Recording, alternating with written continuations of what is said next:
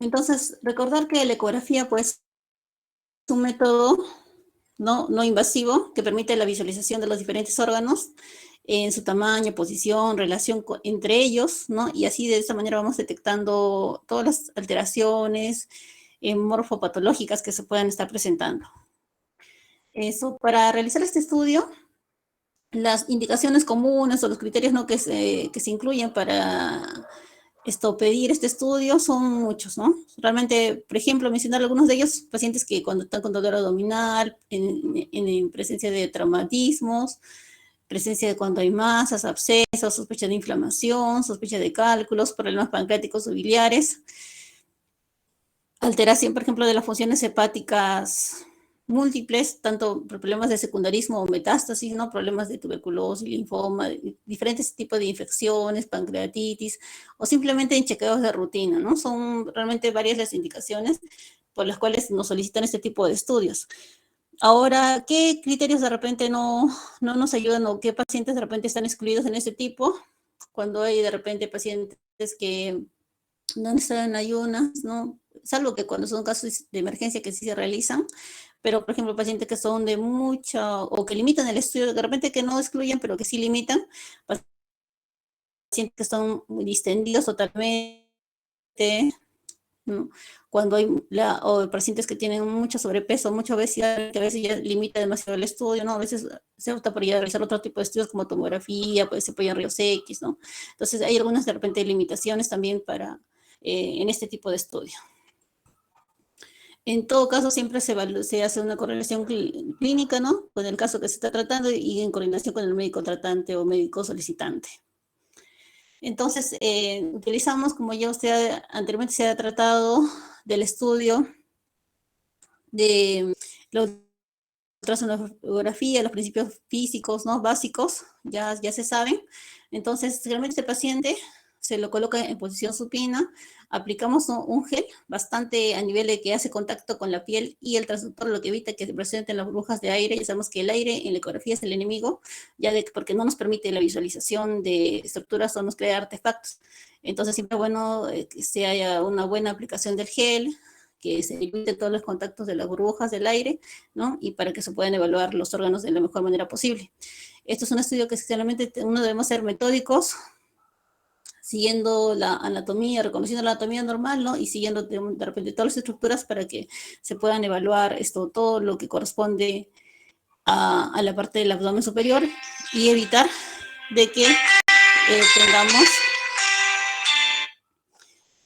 tengamos un, o sea, ese es un protocolo, ¿no? Evita que de repente, por algún motivo, ¿no?, se deje de evaluar algún tipo de estructura que todos son importantes. Entonces, nosotros realizamos diferentes planos ecográficos, ¿no?, que son o cortes ecográficos que dicen en un plano transversal, longitudinal, sagital, oblicuo, son diferentes. Se utiliza diferentes tipos de cortes y planos para evaluar los diferentes órganos, y así reconociendo la anatomía.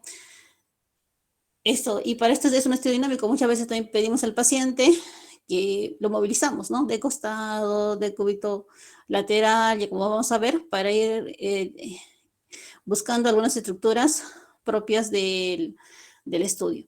Entonces, por ejemplo, acá tenemos un plano transversal, sabemos, ¿no?, que colocamos el transductor,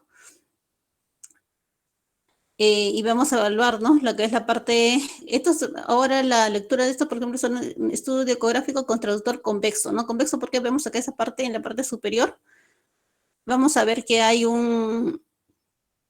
es convexo, nos damos cuenta porque más adelante, cuando ya estudiemos las demás partes de la anatomía, las diferentes patologías, por ejemplo, el músculo esquelético, no son transductores planos. Entonces, hay transductores curvos de repente en la parte, o endovaginales, o endocavitarios, cuando es la parte transvaginal, transrectal, ¿no? Entonces ya son diferentes de estos tipos de transductores que se utilizan para los diferentes estudios. En el caso del abdomen, utilizamos un transductor curvo o convexo, ¿no? Y lo podemos reconocer en la imagen por esa convexidad donde dice la parte anterior, ¿no? Entonces, que eso nos da una imagen ya que ya nos da la idea de qué tipo de traductor se ha utilizado, ¿no? De forma indirecta. Aparte que en el informe uno ya lo menciona, pero ecográficamente, si tenemos la imagen, ya podemos de repente ya ir orientándonos sobre frente a qué estudios estamos, qué tipo de estudios se ha realizado y con qué tipo de transductor.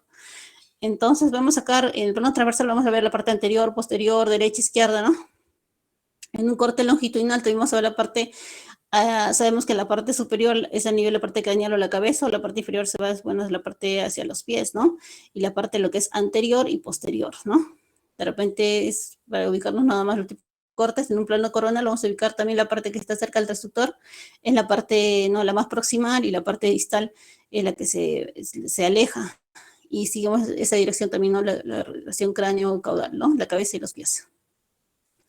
Entonces, generalmente hay diferentes tipos de protocolos, pero uno más o menos que se usa en común es inicialmente evaluamos el hígado, la vesícula, páncreas, el vaso, ¿no? Este es un cuadrito de algunas medidas referenciales que debemos conocerlas y tenerlas de repente en mente.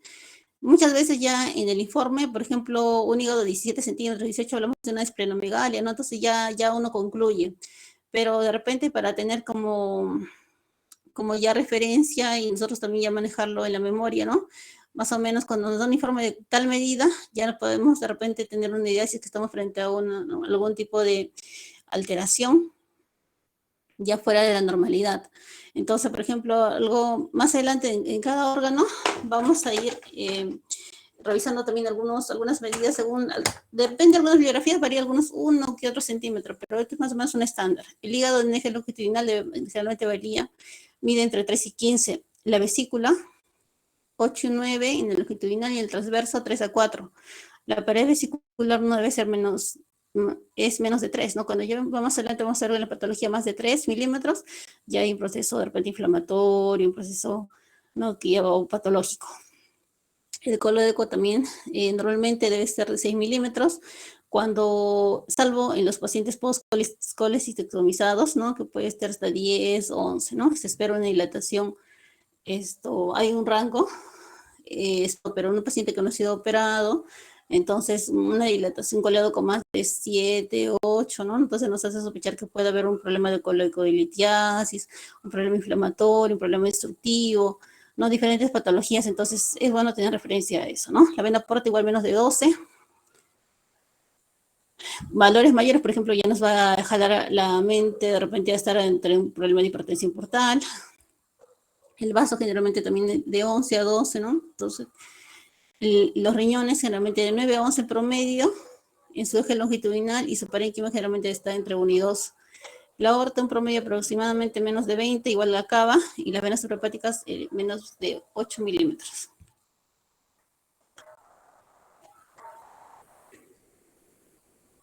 Entonces empezaremos hablando del hígado. Entonces, recordando, de repente usted ya ha llevado la anatomía más a profundidad, de repente este es un pequeño recordaris nada más de algunas cosas, estructuras básicas, ¿no? Tenemos el hígado, tenemos la triada, la vena porta, la arteria, el tron, la arteria cística, el conducto hepático común, ¿no? La arteria hepática. Sabemos que la vesícula está a nivel del segmento 4 y 5 del hígado, que ya solamente lo vamos a ver, ¿no es cierto? Conducto cístico, el colédoco, ¿no? El tronco celíaco que nace, del cual nace también, ¿no? Toda la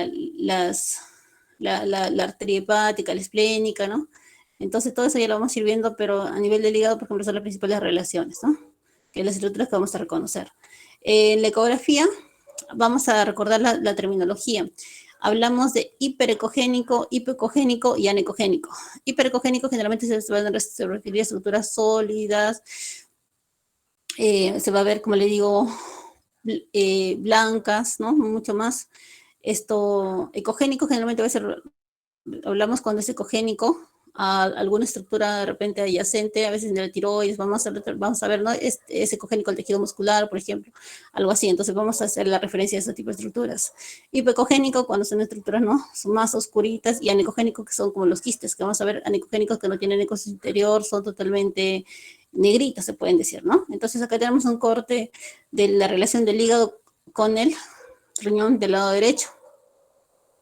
¿no? Entonces vemos que el hígado tiene una estructura, es que discretamente más hipocogénica en relación al riñón, ¿no? Ahora, en el hígado vamos a recordar todos los segmentos hepáticos. Sabemos que el hígado tiene 8 segmentos hepáticos, en el lado no divididos anatómicamente, ¿no? Que vemos el segmento 2, 3, el 4, entre el 4 y el 5 está la vesícula, y el 1 el lóbulo caudado, ¿no? De repente no se ve acá. Y recordar igual la arteria portal, ¿no? La vena porta, arteria hepática y el conducto colédoco, que es importante porque es algo que vamos a evaluar, digamos, en forma casi rutinaria. La tenemos acá en este cuadrito. Ya, la preparación de la ecográfica del hígado realmente requiere un ayuno de 6 a 8 horas, como mínimo. ¿Para qué? Para reducir el gasto intestinal. Sabemos que una vez cuando el paciente ingiere alimentos, la vesícula se colapsa y se llena de gas, entonces nos limita el estudio. Por eso es que es una adecuada preparación del paciente, debes venir en ayunas. Entonces, ¿cómo evaluamos el hígado? Se coloca el paciente en decúbito dorsal y se realizan cortes longitudinales, transversales, oblicuos, generalmente con un traductor de 3.5 a 5 MHz, dependiendo de de la contextura, ¿no? Del paciente. Sabemos que en pacientes más obesos se utiliza algo de mayor profundidad.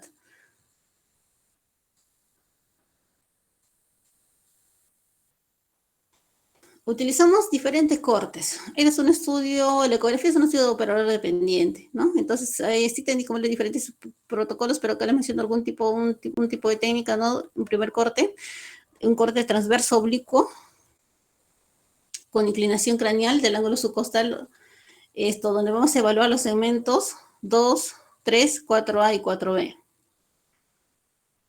Un segundo corte lo vamos a hacer también oblicuado subcostal derecho con inclinación craneal, angulando casi hacia el hombro derecho, y donde vamos a evaluar también los segmentos 2, 4A, el 8 y el 7.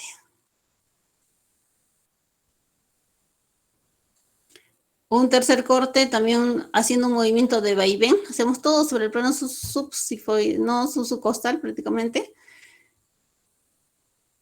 Y para poder evaluar el segmento 1. Un cuarto corte, una posición de movimiento también de vaivén. Igualmente, en lo que evaluamos arriba y abajo, vamos a evaluar el segmento 4B, 5. Entonces, recordando el corte 1, hacemos el corte oblicuado, el corte 3, un movimiento en vaivén.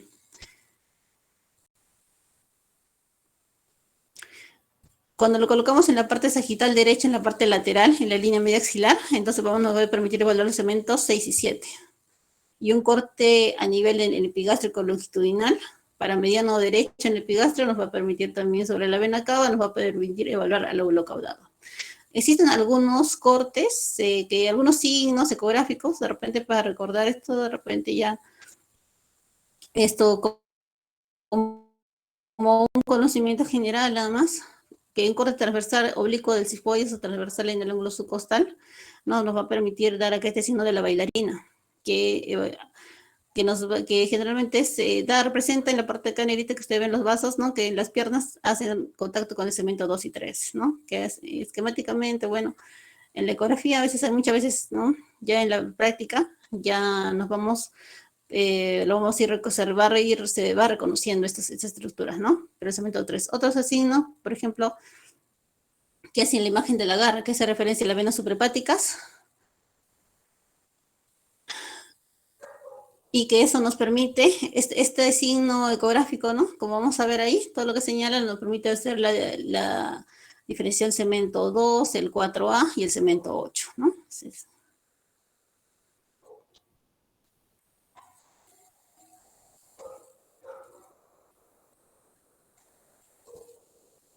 ahora si hacemos otro, como mencionamos, otro corte oblicuado o movimiento de vaivén, debajo del elemento de la garra, esto más que todo nos sirve para ver a nivel de la cava, o como mucho para mediano también, nos permite ver el lóbulo caudado, ¿no? El segmento 1. Ahora, si hacemos un corte oblicuado también, siguiendo el hombro derecho, generalmente es ¿no? la parte donde vamos a ubicar a la vesícula, entre el segmento 4 y el segmento 5.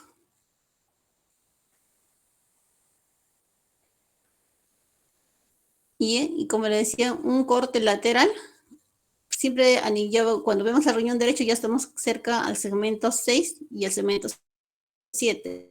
Y entre el hígado y el riñón derecho hay un espacio que realmente es un espacio que está, no debe haber líquido, pero más adelante cuando se llena el líquido, ya eso tiene mucha relevancia clínica, ¿no? En busca de patologías que corresponde al espacio de Morris.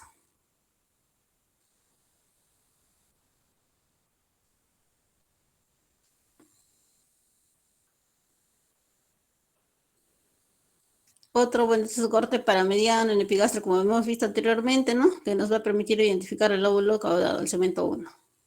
Entonces nosotros vamos a hacer la medición. Bueno, es en forma general como es para que tenga referencia cómo se hace, cómo es la técnica, ¿no? Del estudio ecográfico del hígado. Ahora vamos a ir evaluando lo que son las patologías y el reconocimiento de estas en los diferentes, en este tipo de estudio. Entonces vemos que el hígado se hace la medición normal, no se hace a nivel del lóbulo hepático derecho o muchas veces también lo hacemos así a nivel de la línea media clavicular, corte longitudinal, ¿no? Como está señalado en el esquema, ¿no? Y siempre la relación con el riñón del lado derecho. ¿Qué patología vamos a encontrar aquí? Entonces, uno de ellos es la esteatosis hepática, que es una patología muy común en vista. El hígado,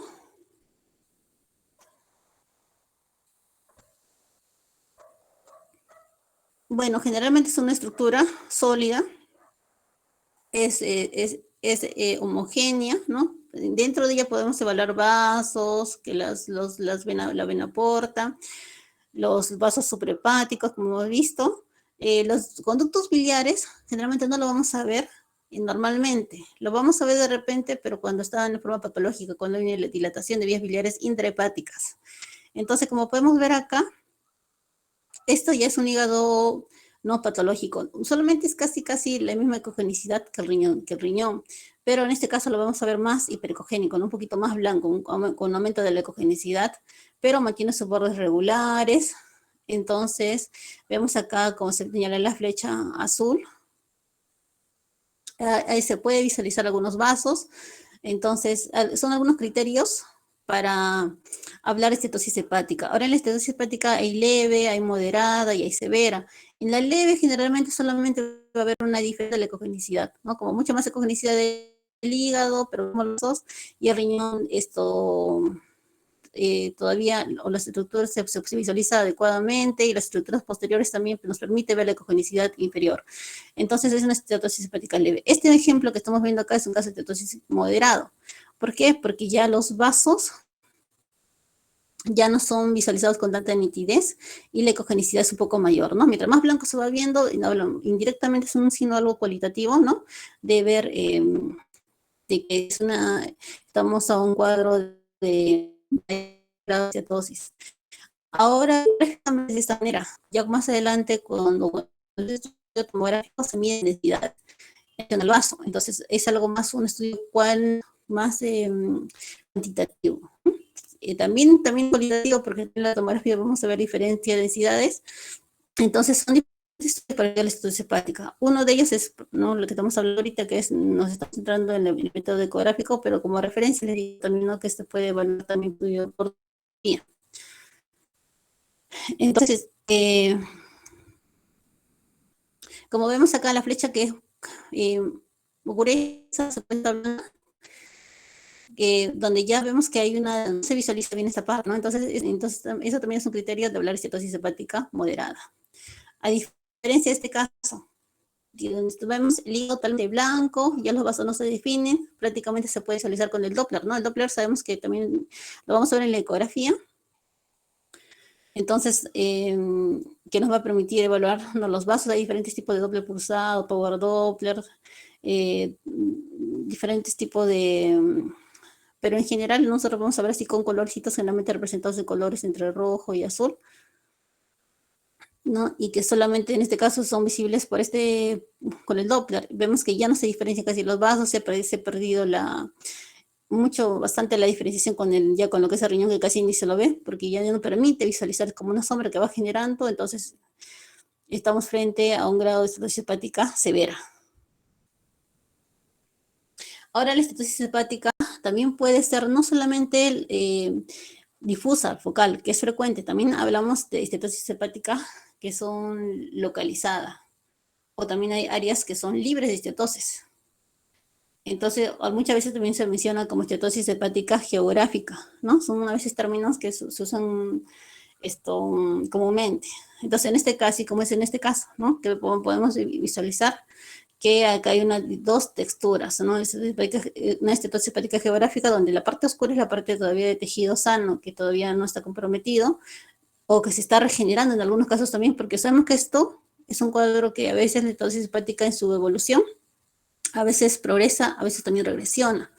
Entonces, y eso ya lo ve el médico también en la parte clínica, relacionándolo con sus exámenes de laboratorio. Entonces, vemos acá la parte ecogénica, que es una parte estetósica, pero con unas áreas libres de estetosis. Entonces, otra patología que vamos a ver frecuentemente es la cirrosis. Entonces, recuerda que es una enfermedad hepática crónica que se caracteriza por una lesión periquimatosa difusa, que va a causar una fibrosis extensa, y va a alterar la arquitectura hepática y a veces pueden evidenciar nódulos de forma normal, ¿no? Como vamos a ver. Algo así en este esquema, el hígado sabemos que es regular, uniforme, ¿no? Pero ¿qué vemos aquí? Que tiene bordes muy micro lobulados, que es algún signo característico. Los ángulos son romos. Vemos a ver que acá hay como una nodularidad, ¿no? Que generalmente esto ya también a nivel de la parte patológica, anatomía patológica o histológica, se va a poder definir muchas cosas. Pero ecográficamente o recordar de parte de la patología, no es como se ve hacia el hígado, ¿no? Asociado a esto, sabemos que hay grados que se va a poder asociar con esplenomegalia, con ascitis, con signos de hipertensión portal. Entonces, esos son generalmente los criterios, ¿no? Para poder hablar de una cirrosis. Y ecográficamente, ¿cómo lo vamos a ver? Acá tenemos un ejemplo, ¿no? El hígado, igual un corte longitudinal. Hemos visto la diferencia del hígado anteriormente, los bordes regulares. Ahora, como vemos aquí, son todos microlobulados, los ángulos son romos. Generalmente a veces tiende a hacerse más pequeñito. Y vemos entonces un vaso grande, ¿no? Una esplenomegalia. ¿Cuánto dice acá? 12.5, no en bibliografías, ¿no? Pero teórico en estándar 12, pero acá estamos un 113.8, ¿no? Entonces estamos hablando de una esplenomegalia. Bueno, acá es parte del páncreas, donde también podemos evidenciar que lo que está alrededor generalmente está el diafragma y está el hígado. Pero acá que vemos, esa parte de negrita oscura, que sería que sería algo anecogénico, que corresponde a líquido libre. Entonces, líquido libre en este cuadrante, estamos viendo que a nivel del páncreas o a nivel del epigastrio, ¿no? Incluso de repente es mesogastrio, y hay líquido libre, ¿no? Bueno, esta es una parte del estudio. Si de repente este estudio lo vemos en un completo, quizás vamos a ver a nivel de los 4 cuadrantes líquido libre, entonces estaríamos hablando de una ascitis. Entonces, todos estos criterios suman y va en relación a un cuadro probable de cirrosis, ¿no? En este caso sí es un ejemplo típico de cirrosis. Otra patología que se evidencia es la hepatitis. Hay diferentes tipos de hepatitis. En forma general, hablar, por ejemplo, para que nos puedan orientar si estamos ante un cuadro agudo o crónico, sabemos que hay diferentes también etiologías. Algo en general, para que puedan recordar, ¿no? Agudo, generalmente es un hígado que se agranda, hay un edema periportal. Puede ser incluso normal en una fase aguda temprana, ¿no? Viene una ecografía y está normal, ¿no? Pero de repente la evolución ya va a haber algunos cambios, no todo es estático. Algo en las hepatitis de tipo crónico generalmente va a haber una disminución del tamaño del hígado. Así, por ejemplo, la cirrosis, ¿no? Se va haciendo un hígado más chiquito, por decir, ¿no? En ese ejemplo. Generalmente aspecto ecogénico del hígado, ¿no? Va cambiando esa textura homogénea, se va haciendo mucho más blanca, más heterogénea, ¿no? Y también puede haber, como dice, cambios variables, por ejemplo, en la cirrosis, ¿no? De acuerdo a la etapa y la cronicidad, ¿no? ¿no? Siempre en el inicio pues va a haber cambio, pero más adelante va a haber nódulos y más adelante no puede evolucionar otro tipo de patologías, incluso hasta el cáncer, ¿no? Este estudio ecográfico, ¿no? Con traductor convexo, donde podemos ver un hígado marcadamente más hipoecogénico, ¿no? Vemos que la ecogenicidad es difusa, no es muy definida, ni tan así, muy tan anatómica como hemos visto en ecografía. Es mucho reconocer la estructura, las ecogenicidades, ¿no?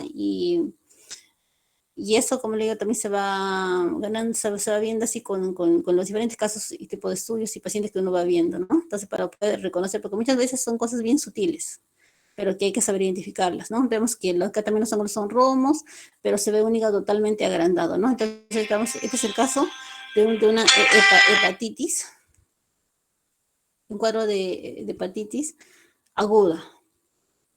Un ejemplo de crónica sería, por ejemplo, como el que hemos visto anteriormente, ¿no? También así la cirrosis. Otras patologías que se pueden presentar son, por ejemplo, el carcinoma hepatocelular. El carcinoma hepatocelular, bueno, obedece a diferentes etiologías, hay diferentes tipos también.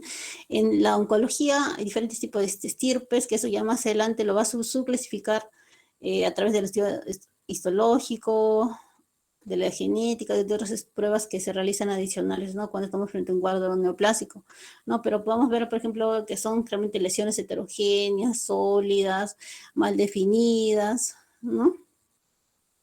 Así como se puede evidenciar acá, como para que tengan una idea cómo es un cáncer, ¿no? Que puede haber varias lesiones múltiples, en esta parte se está enfocando de repente una la lesión mayor. Otras patologías que vemos en el hígado son las metástasis, o también lesiones secundarias, como a veces lo llamamos secundarismo, ¿no? Que son extensiones de algún proceso neoplásico, ya que sea conocido o muchas veces también esto desconocido. Ahora, las metástasis generalmente se van a ver como múltiples imágenes hipocogénicas difusas, dispersas, como podemos saber acá, ¿no? Es de menor ecogenicidad, son poco más de menos de diferentes tamaños, pero hay que recordar que en el hígado este es un tipo de metástasis hipocogénica, pero también existen metástasis hiperecogénicas y también que son algunas también hipervasculares, ¿no? Que tienen bastante vascularización. Entonces son diferentes tipos de metástasis. De repente la más común que vamos a ver son de tipo hipercogénica. Y eso también el tipo también de metástasis que se presente va a también orientar al tipo de primario que puede estar relacionado. Otra lesión que podemos también evidenciar comúnmente son los hemangiomas. Generalmente son tumores benignos que están compuestos por múltiples canales vasculares que están revestidos por células endoteliales sostenidas por una estroma fibrosa delgado, ¿no? Como podemos ver acá en el esquema. Ecográficamente se van a presentar como imágenes hiperecogénicas, más o menos definidas, no tiene mucha representación ni con la vascularidad, con la presencia del Doppler, ¿no? Entonces, y como sabemos, son benignas, ¿no? Ahora, otro estudio para estudiar lo que son lesiones, tanto metástasis, cáncer, ese tipo de hemangiomas, cuando hay dudas o cuando queremos definir, porque la ecografía es un estudio inicial. Muchas veces cuando están frente a estas lesiones, algunas veces ya sí son, ecográficamente se puede definir, pero muchas veces hay lesiones, como digo, alguna metástasis hipervascular o otro tipo. Entonces, lo que se recomienda en ese caso, frente a lesiones nodulares, sobre todo que son de sospecha, se hace el estudio de tomografía, estudio dinámico, o como también lo conocen como el trifásico, ¿no? Que se estudia en su fase arterial, venosa y la venosa tardía, con un estudio previo sin contraste, ¿no? Donde se puede evidenciar todas las lesiones nodulares del hígado y dependiendo cómo se comportan en las diferentes fases, igual pasa en la resonancia magnética. Entonces, uno puede hacer un diagnóstico diferencial de todas las demás lesiones que se pueden estar presentando. Muchas veces frente a una lesión de estos, a veces cuando no son típicas o hay sospecha clínica o sospecha de la lesión, a veces se pide complementar con ese tipo de estudios, ¿no? Pues inicialmente una tomografía y después, posteriormente, a veces una resonancia. Otra patología que normalmente vemos en el hígado es el absceso piógeno hepático, ¿no? Los abscesos generalmente son secundarios a múltiples infecciones de diferente tipo. Este es un ejemplo de absceso hepático bacteriano. Pueden ser de diferentes formas, ¿no? Como dice, ovales, redondas, esféricos, hipocoicos, anecogénicos, generalmente pueden tener líquidos, pueden tener algunos ecos móviles en su interior. Puede haber incluso gas, dependiendo la etapa, el tiempo de enfermedad, esto puede ir cambiando. Acá, por ejemplo, tenemos el ejemplo de un absceso hepático. Vemos acá donde está señalado por las medidas. Entonces, es heterogéneo, hipocogénico, que tiene toda esa parte blanca que está posteriormente, es un refuerzo acústico, ¿no? Que eso nos habla cuando hay una lesión de tipo quística, cuando es una lesión que tiene un contenido generalmente líquido en su interior, ¿no? Pero no es algo anecogénico, sino heterogéneo, porque probablemente acá también hay más imágenes hiperecogénicas y son presencia de gas, que tiene múltiples formas y a veces tomográficamente también las lesiones tienen un realce de contraste en la tomografía, que es el diagnóstico. Otras lesiones comúnmente también son los quistes hidatídicos.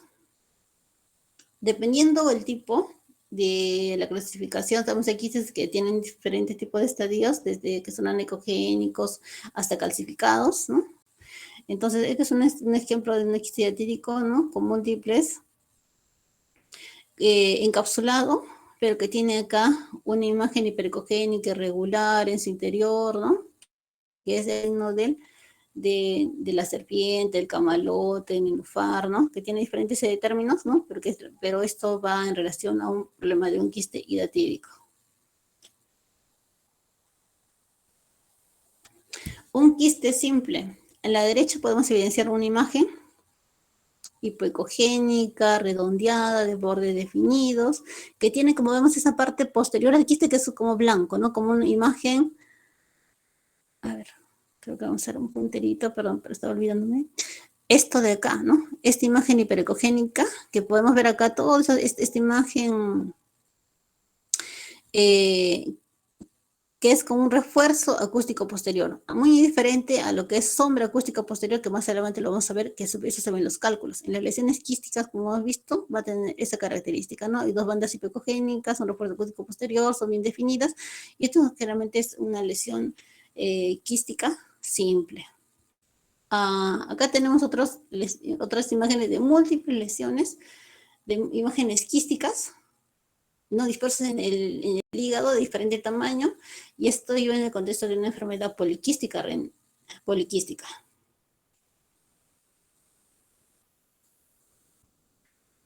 Entonces, continuamos con la vesícula.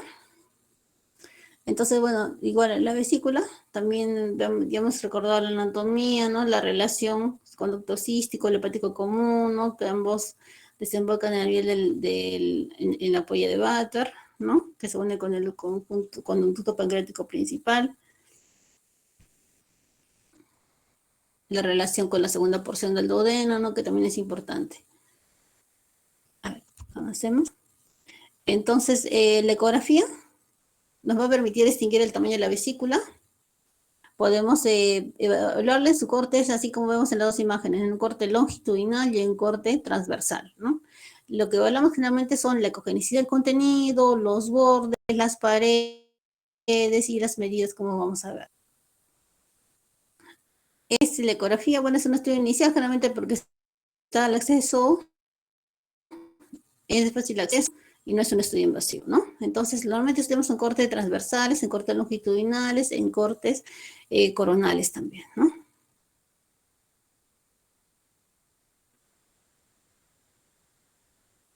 Y esta es la representación típica en corte longitudinal y en corte transversal. Como hemos recordado, recordando lo que vimos al principio, ¿no? Que se estudia generalmente por vía subcostal. Algunas veces nos vamos a la vía intercostal cuando no es visible por ese método. Y generalmente lo colocamos al paciente en el cúbito lateral izquierdo. Y es un estudio en vaivén, ¿no? Es un estudio dinámico. cuando se pide al paciente que tome aire y uno hace la exploración, eso permitiendo que la vesícula descienda, y también muchas veces vamos a detectar con esto el signo de Murphy, ¿no? Que más adelante vamos a ver lo que se presenta en el caso de patología vesicular aguda, como la colecistitis, ¿no? Cuando está presente, no solamente clínicamente, de repente ustedes están llevando ya la parte semiológica, ya, pero también ecográficamente también existen algunos signos. Entonces, vamos acá a un esquema donde vemos acá el corte a nivel, esto para mediano, cuadrado superior derecha, longitudinal, transversal, ¿no? Y vemos, hacemos el barrido en vaivén.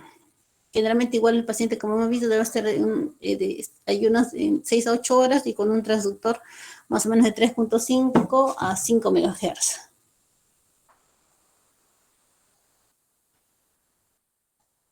Entonces, ¿qué evaluamos? El fondo, el cuerpo, el infundíbulo, ¿no? O el bacinete. Y normalmente como recuerda que la pared es regular, son ecogénicas y hasta 3 milímetros de espesor, ¿no? Y el contenido es anicogénico, no es negro, es totalmente limpio. A lo general, lo que longitudinalmente es menor de 10 y transversal hasta 4. Ese es un estándar. Puede variar, hay personas ¿no? que también tienen menores medidas, pero es un estándar, sobre todo que cuando sobrepasa estas medidas, más que todo nos va orientando a lo patológico. Entonces vemos acá la vesícula biliar, ¿no? El coledo, como vamos a reconocer estructuras, la vena porta. Muchas veces en esta parte de acá, en la evaluación de los vasos, nos apoyamos ¿no? en lo que es el Doppler, como vemos acá.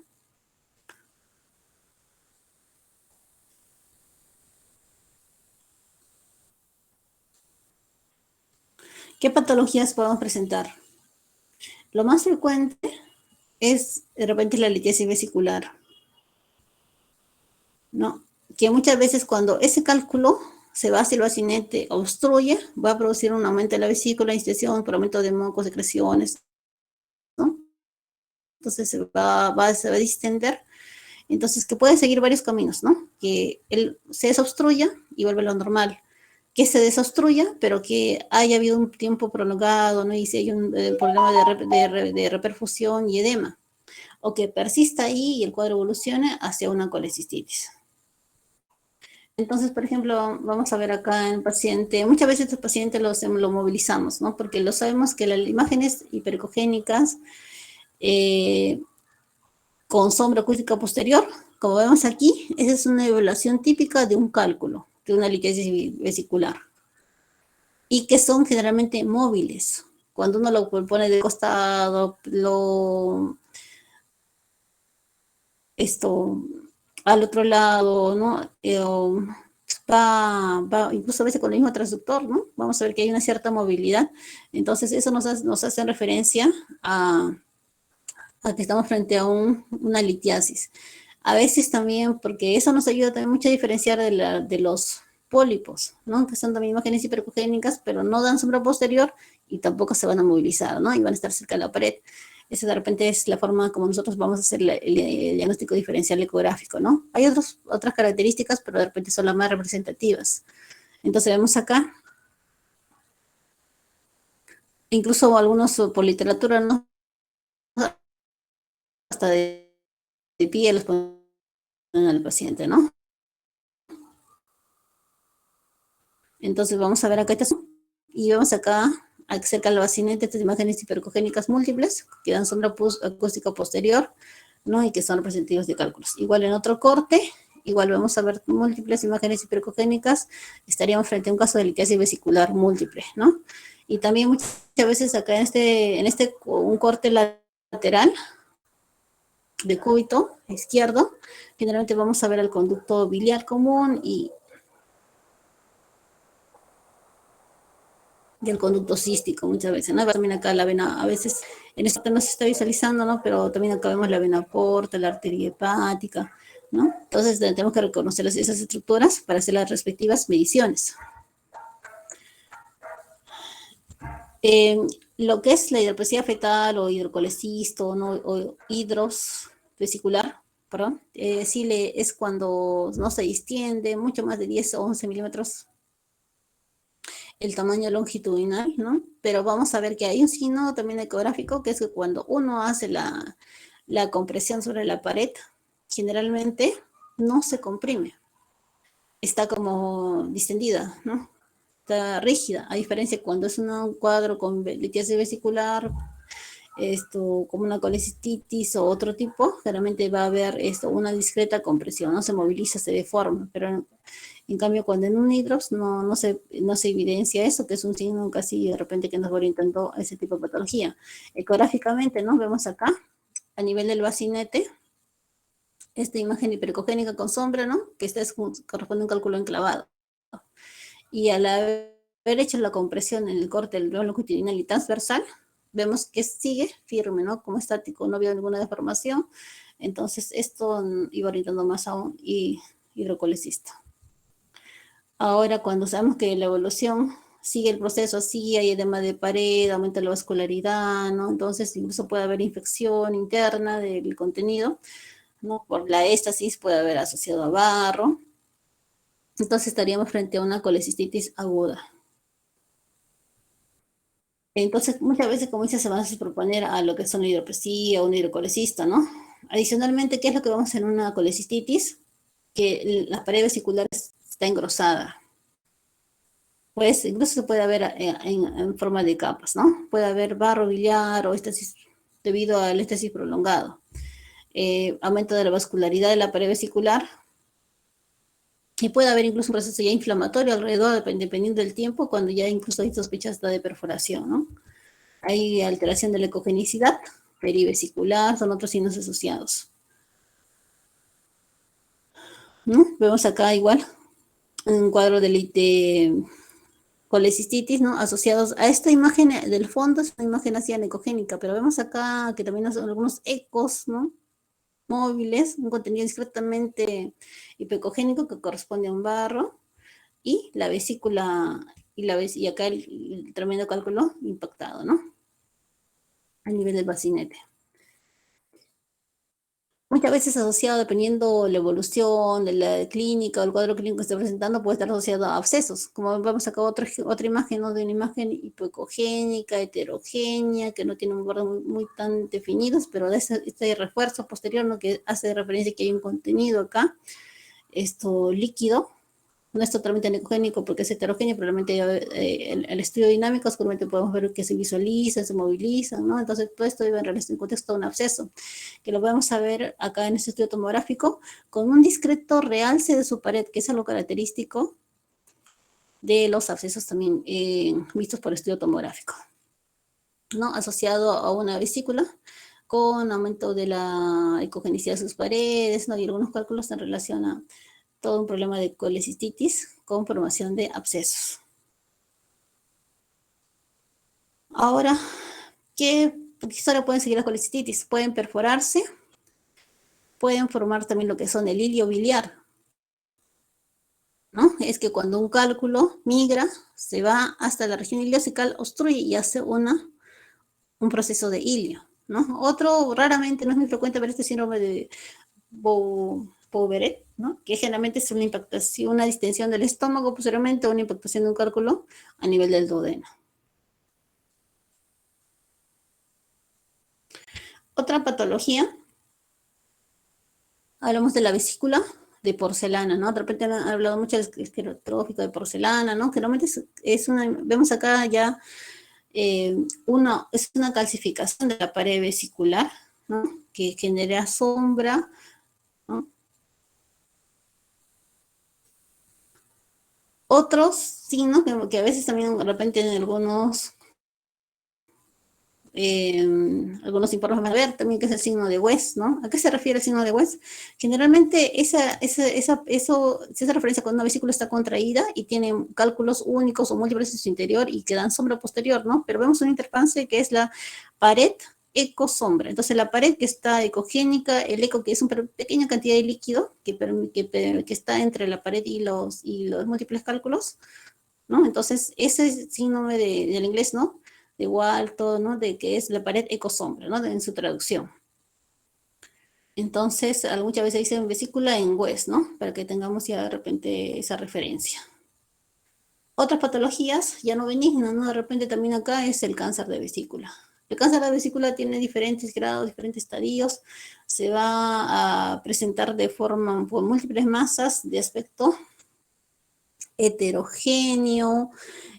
Vamos a ver que acá la vesícula ya perdió su morfología, si no se van a ver un engrosamiento de las paredes, esto de forma no con crecimiento interno, heterogéneos. Este es un ejemplo, ¿no? Muchas veces ya en grados mayores se están infiltrando al hígado, en otros casos mayores ya condicionan dilatación de vías biliares intrahepáticas, o sea, hay estadios, depende de la evolución, ¿no? Y el estadio, ¿no? Frente al que se esté el paciente, ¿no? En este caso, por ejemplo, hace referencia, ¿no? En forma para ir reconociendo, ¿no? Como es más un ejemplo de un cáncer de vesícula. Y visto en el estudio tomográfico, ¿no? Se representa, vemos la similitud de las paredes, ¿no? Que la vesícula, esto ha perdido ese contorno definido, hay un pequeño líquido ya perivesicular, las paredes adyacentes, ¿no? Están ya comprometidas, con un engrosamiento irregular, interno, un crecimiento no tumoral. Entonces, como para tener un ejemplo, ¿no? De cómo es un cáncer de vesícula. Otra patología también, bueno, que se presenta es la adenomiomatosis de la vesícula, que es una alteración benigna de la pared vesicular, que se caracteriza por una proliferación epitelial excesiva, asociada a hiperplasia de la muscular propia, que da esto como resultado de un necrosamiento de la pared de la vesícula biliar, ¿no? Que puede ser focal, que puede ser difusa, ¿no? Entonces, pero hay un contenido ecogénico de líquido, que eso muchas veces no va a ser la diferencia de lo que son lesiones tumorales, ¿no? Donde no, claramente no se ve eso, es una lesión tumoral un poco más sólida. Por ejemplo, acá tenemos un ejemplo de adenomatosis no difusa. Vemos toda esa pared engrosada, todo. Y la imagen que señala la flecha, eso no es un cáncer, sino hace referencia a un pólipo, porque muchas veces hay lesión, hay patologías que pueden coexistir. Puede haber pólipos y cálculos. O puede haber ese caso de adenomiomatosis con pólipos, ¿no? Entonces, muchas veces las patologías no son únicas. Encontramos esto como varias patologías, ¿no? Que pueden estar al mismo tiempo en un paciente. Las imágenes, vemos acá otras patologías comunes son los pólipos vesiculares, ¿no? Que son múltiples y vemos la vesícula y son lesiones, imágenes hipercogénicas, crecimientos, ¿no? A nivel de la pared, generalmente son hiperecogénicos de diferentes tamaños, pueden ser múltiples como únicos, como vemos ver en estos dos ejemplos, ¿no? La característica es que no se van a movilizar y no dan generalmente sombra posterior como los cálculos, ¿no? Entonces, vemos acá un pólipos pequeñitos y un pólipo múltiple, ¿no? Generalmente cuando son más de 1 centímetro, a veces en sus protocolos de algunos lugares ya ameritan intervención quirúrgica. El páncreas, entonces, es una glándula accesoria, sabemos del aparato digestivo, tiene funciones endocrinas y exocrinas, como ustedes bien lo conocen. Esto, la posición va a cambiar con la respiración, generalmente, ¿no? Cuando, igual que el hígado, ¿no? Se aleja, cuando se desplazan, todos son movimientos, son estudios dinámicos dependiendo del estado del paciente. Mucho en todos los estudios realmente se necesita bastante la colaboración para que pueda respirar, posicionarse, lo que es posible cuando el paciente pues es un paciente generalmente de consultorio, un paciente no de rutina, pero en pacientes de emergencia a veces la realidad es que no, a veces no, el paciente no está en esas mismas condiciones, pero igual, ¿no? Siempre hay técnicas para poder realizar el estudio, ¿no? La propia condición a veces limita, pero eso no impide que sí se pueda realizar. Entonces, sabemos que está ubicado en el retroperitoneo, en el espacio pararenal anterior, en el abdomen superior, en forma transversa, ¿no? Y generalmente otro punto de referencia, ¿no? En la segunda porción del duodeno y el hilo esplénico. Vemos acá, ¿no? A nivel de la cabeza, segunda porción del duodeno, toda la ubicación del páncreas. Algunas características ecográficas: el tamaño, la cabeza es menos de 3 centímetros, el cuerpo de 2,5 y la cola menor de 2,5. Tiene el conducto pancreático, ¿no?, que es liso, un diámetro no va a estar menos de 3 milímetros. En cuanto a la ecogenicidad, es mayor que el hígado, puede ser más o menos igual que el vaso. Generalmente es una estructura homogénea y la superficie puede ser lisa o mínimamente a veces son lobulares. Vemos acá, en este estudio, el páncreas, ¿no? Algunos dicen la forma de una coma, es toda esa parte de acá, que estoy delimitando acá con el puntero, ¿no? La cabeza, ¿no?, el cuerpo, parte de la cola. Vemos acá los asteriscos, el conducto principal, ¿no? El conducto cístico, vemos acá la relación con la vena esplénica y la arteria mesentérica superior. Como dice, el conducto pancreático es muy finito, pero a veces un 86% se llega a visualizar, ¿no?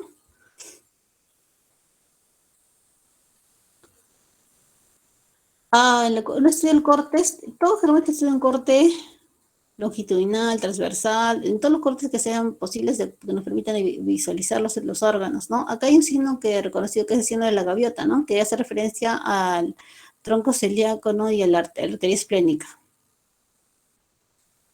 Vemos la cava, la aorta, ¿no?, la parte vertebral, acá.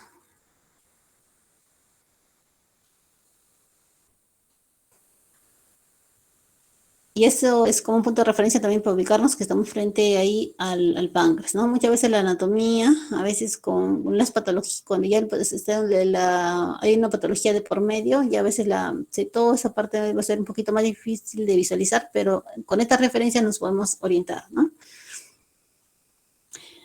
Generalmente vemos acá, ¿qué se presenta generalmente en la pancreatitis? En las páncreas, algo común son las pancreatitis, ¿no? Por ejemplo, tenemos un ejemplo de un estudio de un paciente, que vemos acá el páncreas totalmente heterogéneo, a veces los gases se interponen en estas zonas, como podemos ver acá, ¿no?, que ya limitan la visualización de algunas de sus partes, por ejemplo de la cola, pero vemos acá que no es una estructura homogénea, como hemos visto en el ejemplo normal, ¿no? Entonces es heterogéneo. Entonces, incluso ya los conductos el biliar común y el colédoco también están dilatados, y en este caso, por ejemplo, como referencia, ¿no?, era un paciente, según la biografía, ¿no?, que ya tenía la amilasa y el lipasa muy elevados, ¿no? Muchas veces la clínica también ya nos va apoyando en el diagnóstico o va corroborando nuestros hallazgos. Entonces, este es un cuadro de pancreatitis. Otro ejemplo de pancreatitis aguda-hematosa. Vemos acá el hígado, reconociendo estructuras, de repente acá el páncreas, toda esa parte que delimitamos, ¿no? Está con área del nivel de la cabeza, hipocogénica, heterogénea, que está señalada por las flechas, ¿no?, que hacía relación a una pancreatitis aguda-hematosa. Muchas veces también ya se va perdiendo la diferenciación de los planos grasos, ya se pierde esa regularidad, ya no se le define adecuadamente, ¿no? Todos esos son signos que van apoyando a la pancreatitis aguda-hematosa, pero de todas maneras todo eso se correlaciona con la clínica y con los estudios de laboratorio. Muchas veces también puede haber líquido peripancreático. Tomográficamente ya vamos a ver que hay criterios, ¿no?, también de severidad. Y también se tienen algunos parámetros, por ejemplo, la presencia de colecciones, líquidos, todo eso también ya visto por otros estudios. Otra patología que también comúnmente vemos acá en el páncreas son los cánceres de páncreas. La ubicación: en la cabeza el 60%, en el cuerpo 20%, en forma difusa un 15%, y en la columna vemos acá un esquema, ¿no?, de cómo es de la representación del cáncer, cómo es que se distorsiona en la anatomía, cómo es la infiltración de por la infiltración de las células tumorales, ¿no?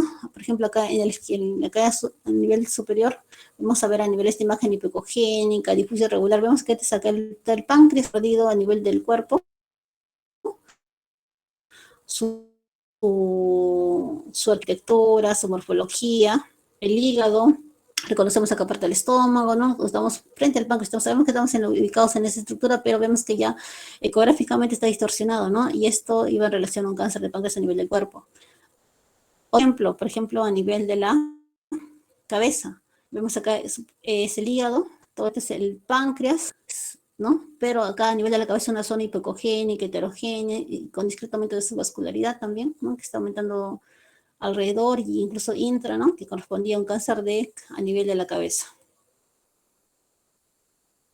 Ahora hay diferentes tipos de estirpes, patologías, en la parte oncológica es amplia, ¿no? Entonces, que nos va a dar diferentes tipos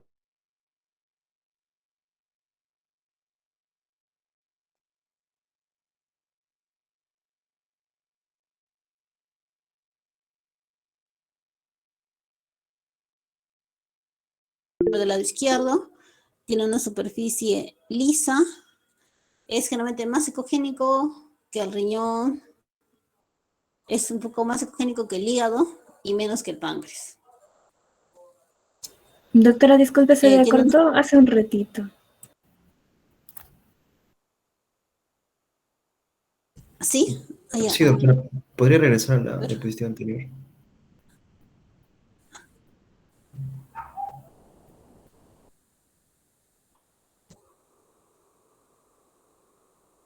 Ahora, ¿me escuchan? Cambio de diapositiva, no veo si se moviliza. A ver, ¿el páncreas? Sí, ahí en cabeza de páncreas. ¿Dónde ahí se cortó? Sí, donde Sí, doctora. puede ser difuso en la cola. Ya, bueno, entonces ya recuerdan. Ya, mire, entonces, bueno, ya recordando de que uno, como le digo, recordar es más o menos la frecuencia de presentación, ¿no? Sabemos que de todas maneras va a haber la más del cáncer se va a ubicar a nivel de la cabeza, pero acá tenemos que recordar, ¿no?, que la presentación de los cánceres, así como en todas las neoplasias, hay diferentes variedades, estirpes, tipos citológicos, ¿no?, clasificaciones, actualmente hasta con la parte molecular. Entonces, y la forma de presentación es amplia también, ¿no? Algunas masas se van a ver así hipoecogénicas, otras se van a ver discretamente hipoecogénicas, otras ya con grandes masas tumorales que distorsionan la anatomía, la morfología. Por ejemplo, en este ejemplo superior vamos a ver acá el hígado, vemos parte de acá de lo que es el estómago, parte de la cámara gástrica, ¿no? Y acá todo esto es zona que corresponde al páncreas, ¿no? Pero vemos acá que ya la ecogenicidad, la anatomía está alterada. Y esta imagen hipocogénica es el punto central donde está el cáncer representado de esta manera, irregular, ¿no? A nivel del cuerpo. Otro ejemplo de todo esto de acá correspondería a lo que es el páncreas, pero a nivel de la cabeza vemos que un área heterogénea, con áreas hipocogénicas, con aumento discreto de la vascularidad, ¿no?, que corresponde también a un tipo de cáncer a nivel de la cabeza. Ya. Ahora vamos al vaso. Entonces, el vaso es de ecogenicidad, es homogénea, tiene una superficie lisa, generalmente es más ecogénico que el riñón, más que el hígado y menos que el páncreas. Generalmente es como una semiluna. En longitud más o menos 12, en ancho 7 y en grosor de 3 a 4. Entonces, ¿cómo le evaluamos al paciente? Todo es recomendable en ayunas, pero bueno, algunos también refieren de que tampoco para específicamente ver este órgano no es necesario, pero sabemos que en la rutina evaluamos, difícilmente te piden un solo órgano, ¿no? Generalmente evaluamos todos, hígado, abdomen superior, que corresponde a todo lo que estamos evaluando ahora, y lo vemos en varias posiciones, ¿no? Siempre como el paciente se moviliza, de acuerdo, buscando la mejor manera de poder ubicar al órgano. Entonces, de cúbito supino, generalmente lo vamos a ver inicialmente, pero generalmente se ve bien, dice, cuando está aumenta de tamaño. Alguna vez ya lo tenemos que colocar de cúbito lateral derecho, ¿no? Para poder los vasos o buscar otro tipo de patologías asociadas a nivel de ese cuadrante superior izquierdo. Entonces, los cortes son también sagitales, coronales, transversales. En inspiración, casi todos hacemos toma aire, ¿no? Inspire, tome aire, bote aire, no tome aire porque eso permite que descienda y podamos visualizarlo mejor.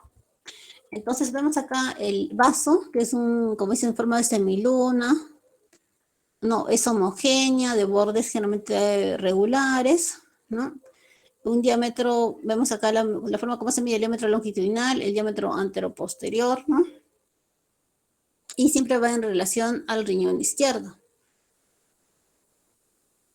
¿Qué patologías esto? A veces puede presentarse acá que puede haber que no tenga el vaso, muchas veces también son posoperados y son posquirúrgicos, puede haber poliesplenia, traumatismos, raramente algunas infecciones también comprometen también el vaso, ¿no?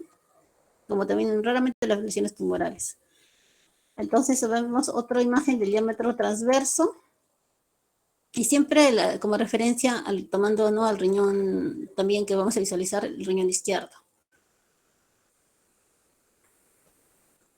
Vemos acá otro ejemplo del vaso, ¿no? Esos dos cortes, que es forma homogénea, regular, ¿no? Es normalmente así como se visualiza al vaso.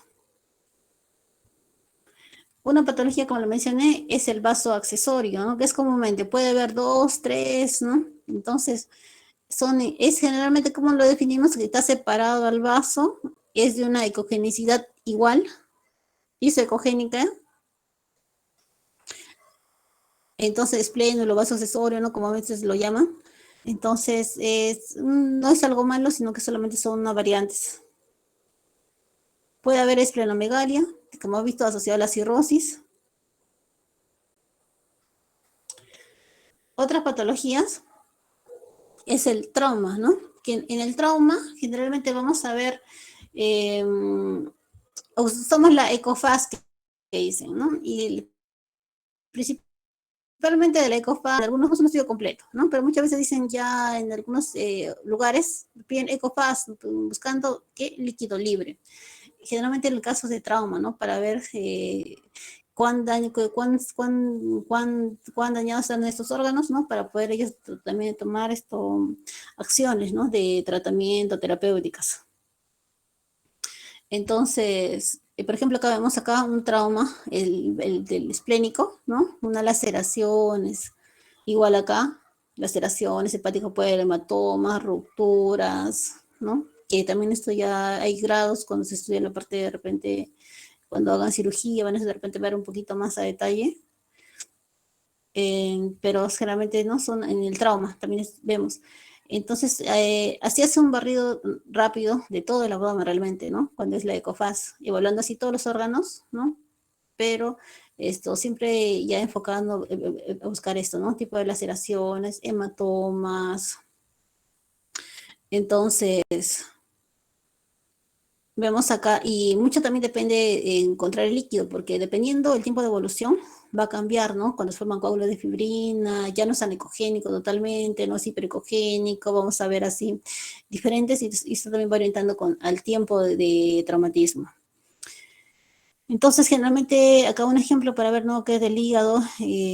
Vemos acá en la ventana derecha, vemos espacio de líquido libre en el saco hepatorrenal, ¿no? Que es en el espacio de Morrison. Vimos al inicio que es un espacio que normalmente no debe haber nada, ¿no? Debe estar libre. Pero en este caso, este es el espacio de Morrison, ¿no?, donde hay líquido, ¿no? Generalmente patológico. Y asociado acá perihepático también vemos líquido. Por mencionar unos ejemplos. Entonces, algunos puntos, ¿no? Entonces, es conocer la anatomía, nos va a permitir hacer un estudio ecográfico más óptimo en todo. Sabemos que la ecografía es un estudio operador dependiente, ¿no? Mucho depende de quién la persona realice el entrenamiento, ¿no? Porque nos va a poder de repente, puede determinar todas las patologías o todo lo que se puede, los hallazgos que se pueden encontrar. Y sabemos que este es un estudio también que nos va a poder hacer diagnósticos de rutina, como también así de emergencia. ¿Cómo apoya el diagnóstico? Bueno,